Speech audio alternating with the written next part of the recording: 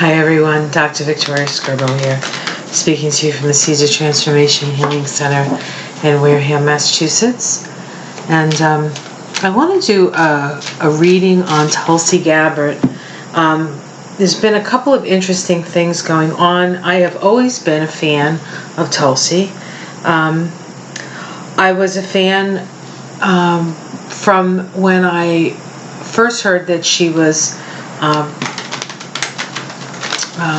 backing Bernie Sanders. I think it was back in 2015, and that she was the not the chairman of maybe the co-chairman of the DNC, which she gave up and backed Bernie Sanders. And so from that, and she is a progressive, although she's not a classic progressive. I think the way people see progressive. There are things about her that people find perhaps off-putting, and she has done some things that people seem that she sort of overstepped a line. But we do have to remember that she is an Aries, and she has a lot of Aries in her chart. She is a soldier. She is a warrior. And she is very sort of single-pointed in that.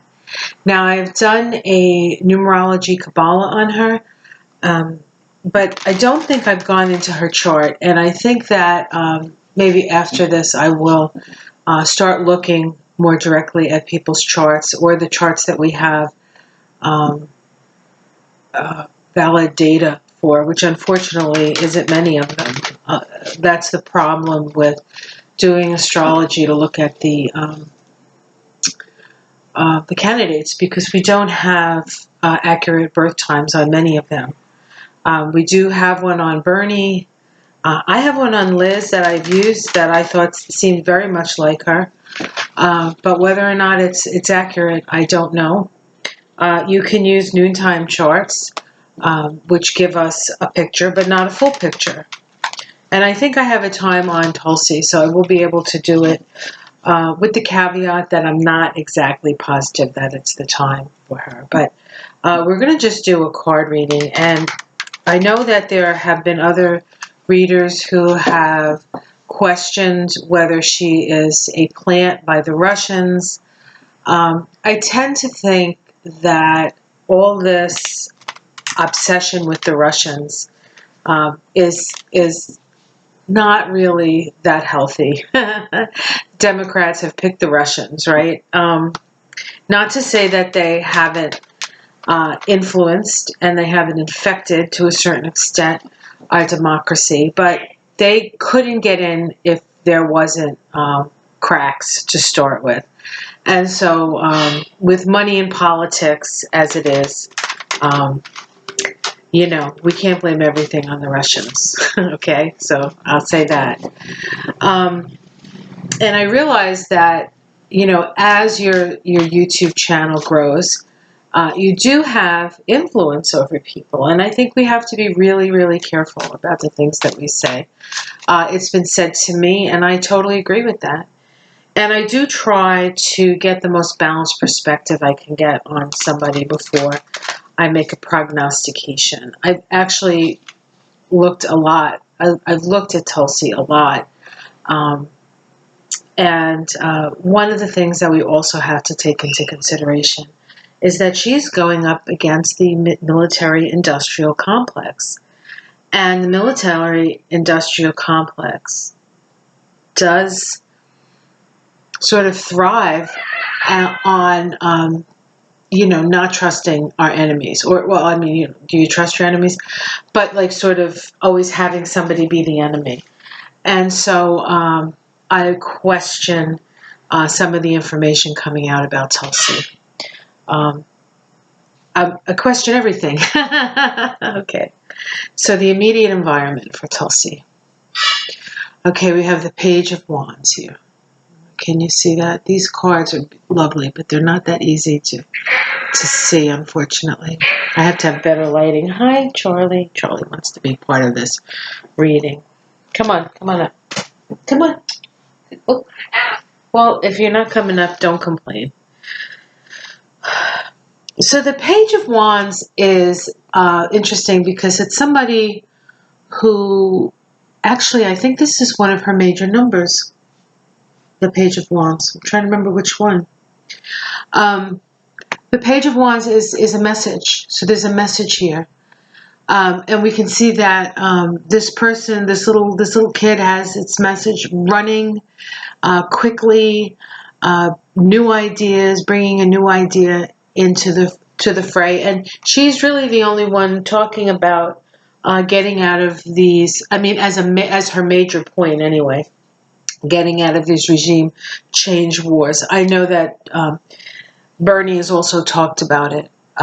But that's not his primary. Her primary is, how are we spending our money? Why are we getting involved all over the world? So and she does come from a place, because she worked in a medical unit in Iraq and Afghanistan, I believe, both places. And so she saw the cost of war, and she is a warrior, and she,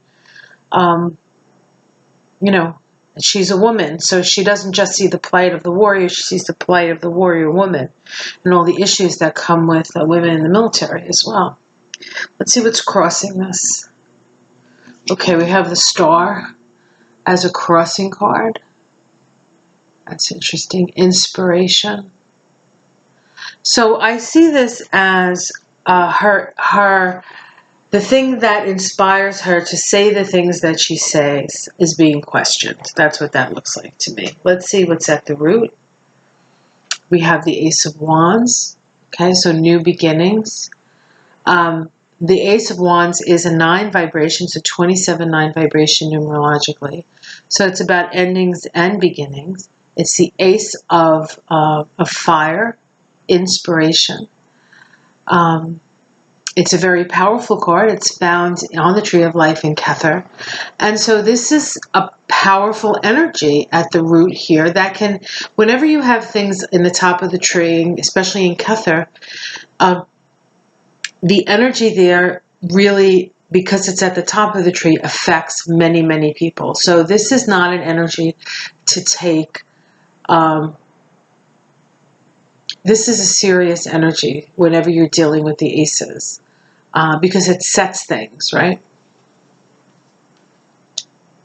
Let's see what's in the past. Okay, we have the Three of Wands. I don't know if you can see, this guy is, there's 3 wands, and he's twisting them into a rope. And so the Three of Wands in other decks is, waiting for your ships to come in. In some decks, it's the birth of light. And so there's been an illumination. This is associated with the Sephiroth Bina, which is about finding the light within the darkness. It's a 2911 vibration, so it's a master number. So this is weaving your illuminations, weaving your understandings, weaving your realizations into a cohesive, in this case, rope, right? And so a rope can help to it helps to bind things together, to bring them forward, to work with them, or it can bind us, right? All right, let's see what's in the sky. And we have the Three of Swords in the sky. And so this is the card of heartbreak. It's the card of betrayal. Let's just see what else is coming up here. Let's see what's in the immediate future. And we have the Two of Swords. So this is at a crossroads. This is a sense. The Two of Swords is it's like preparation to act, right? Preparation to act. It's like the swords, you have one in both hands. Oftentimes the swords in this card are crossed, but in this deck they are not crossed. Yet her eyes are blindfolded. I don't know if you can see that. It's a little hard to see. And so it requires a certain amount of intuition. She is standing on two rocks protruding out of the ocean here. And behind her we have, it's hard to tell whether it looks like mountains, but it could also be waves. So she's holding her ideas while there's emotional tumult around her. That's what this looks like. She's holding on to her ideas and her ideals and what inspires her.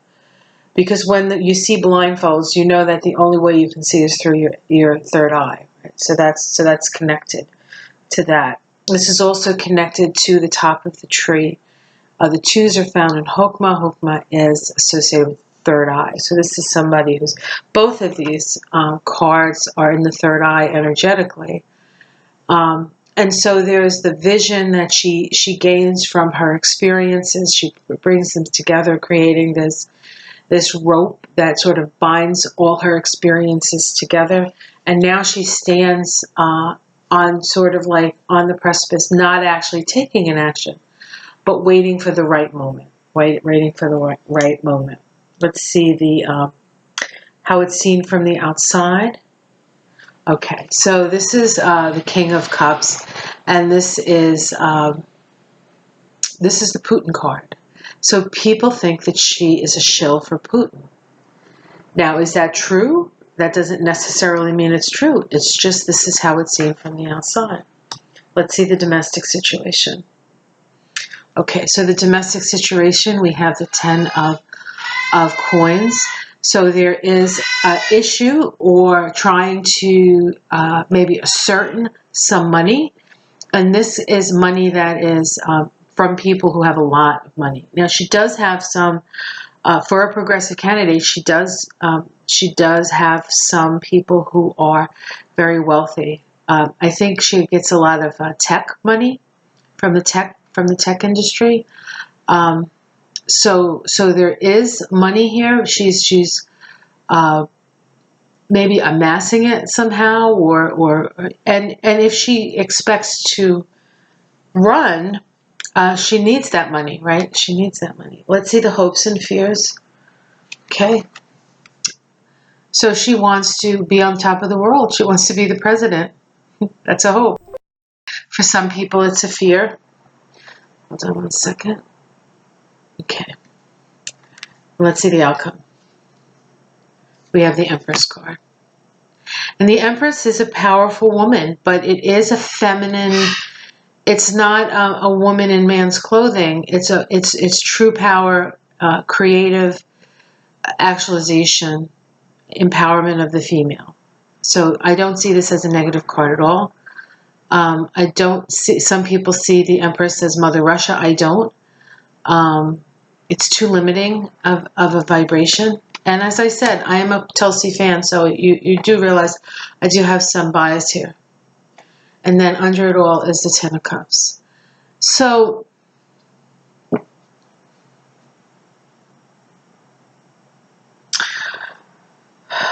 I do not see, I think she has connections with money. I don't think it's, but I don't think it's to pull the wool over anybody's eyes. I think she's just trying to support her point of view. And I do think that she's going to have her heart broken through this process. But a heart that's broken is a heart that can hold more love. And so she may just be a woman ahead of her time. She is going up against very, very powerful people. So as I see it with these cards, it is not... Charlie, come on up. Come on. Come on. Everybody wants to see you now because you're making so much noise. It's Charlie. It's a good boy. So, I don't think she's a Russian shill or whatever. I think that she is a woman of her own convictions, and she wants to be heard. She wants to be seen, and I think that she has a... she really feels for the soldiers that have to fight these wars, and she feels for the people that are caught in the middle of them. I really do feel that is true. And she's a very powerful woman. I noticed when she was on Bill Maher, he usually kids around, you know, and all of this, but I really felt like he was afraid of her, which I thought was kind of cute. But she is one powerful woman, and you know, I think there's a future for her in this country. Will she be president this time around? Probably not. But she definitely is worth a listen.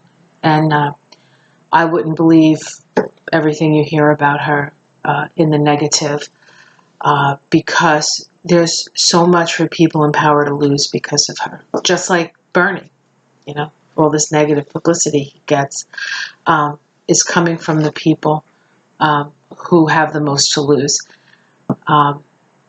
You know, and then they point it out like it's some big thing, but it's not. That's what it is. Okay, I hope you enjoyed that. Like and subscribe. I'll see you soon. Bye.